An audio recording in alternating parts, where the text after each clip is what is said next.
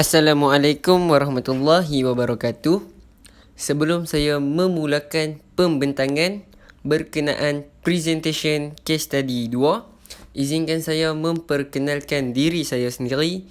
Nama diberi Muhammad Akil bin Said Amir Ali dari kelas DPB 3B. Nombor matriks 08 DPB 19F 1086 dan nama pensyarah Puan Sarah Afzan Abdul Karim. Okey, topik 5. Etika profesional. Apa yang boleh kita definisikan tentang etika profesional? Etika terlalu banyak diberikan oleh pelbagai pihak dari semasa ke semasa. Istilah etika berasal dari perkataan Greek ethos yang bermaksud khusus kepada karakter ataupun perwatakan dan kepribadian. Etika profesional adalah mencakupi sebahagian besar kehidupan ahli profesional kecuali hal-hal yang peribadi seperti mencuci kereta, menanam bunga dan lain-lain. Kita masuk kepada mengenal pasti masalah. Masalah adalah kerosakan tombol pintu rumah yang tidak dapat berfungsi dengan baik ataupun tidak dapat menutup pintu dengan betul. Selepas membuat pemerhatian, tombol pintu tersebut didapati telah tua usianya dan berkarat yang menyebabkan ianya rosak. Langkah yang perlu diambil ialah menukar tombol pintu yang sudah berkarat kepada yang baharu. Okay, next. Kaedah penyelesaian.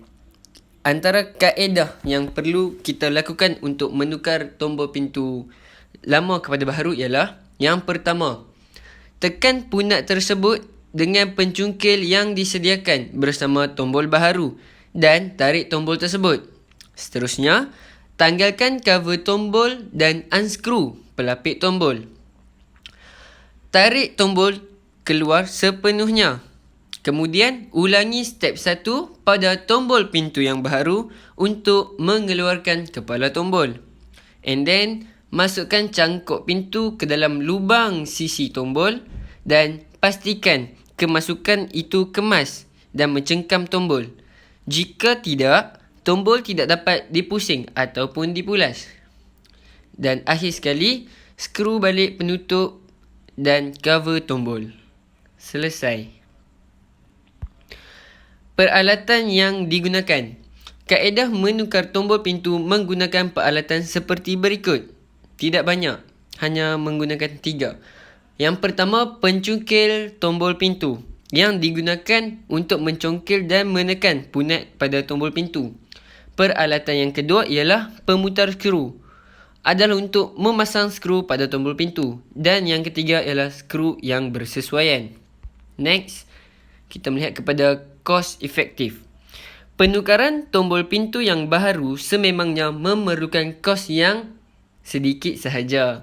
Mahupun begitu, tombol pintu yang baharu boleh digunakan dalam tempoh masa yang agak lama sebelum ianya kembali berkarat ataupun rosak. Selain daripada itu, tempoh pemasangan tombol pintu yang baharu tidaklah begitu lama kerana kaedah yang digunakan adalah sangat mudah dan dianggarkan mengambil masa hanyalah selama 10 hingga 15 minit sahaja.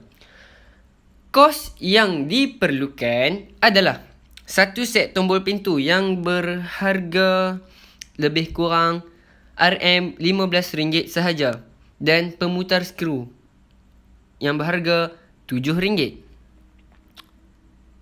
Next, etika pemakaian. Etika pemakaian adalah antara aspek yang perlu dititik beratkan semasa kerja dijalankan supaya kita terhindar dari berlakunya sebarang kecelakaan dan musibah. Antara pemakaian yang sesuai digunakan ketika menjalankan kerja-kerja berikut ialah memakai safety boots bagi menjaga keselamatan kaki. Mungkin contoh kata ada barang yang terjatuh dan terkena pada kaki. Apabila kita memakai safety boots, maka kaki kita akan terhindar daripada terluka. Macam tu. Yang kedua, menggunakan sarung tangan untuk mengelakkan tangan daripada terluka. Dan yang ketiga, memakai baju dan seluar yang agak tebal bagi menjamin keselamatan badan. Okey, setakat itu saja daripada saya. Sekian, terima kasih.